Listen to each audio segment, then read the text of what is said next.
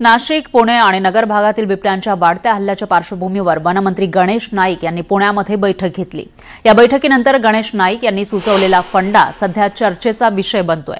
बिबट्याचे हल्ले रोखण्यासाठी वनमंत्री गणेश नाईक यांनी बिबट्यांना मेंढ्या आणि शेळ्या खाऊ घालण्याचा उपाय सुचवलाय। तो अंमलात देखील आणला जाण्याची शक्यता आहे।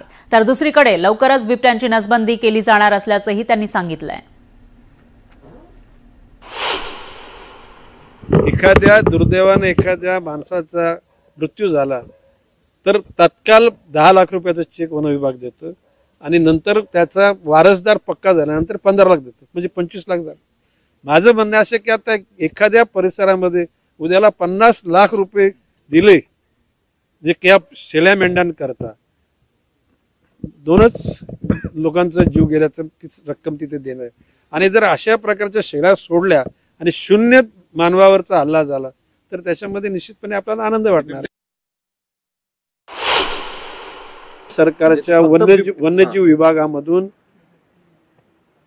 संतती नियमन जसं आपलं म्हणजे प्रजनन नियंत्रण ती परवानगी मिळालेली आहे।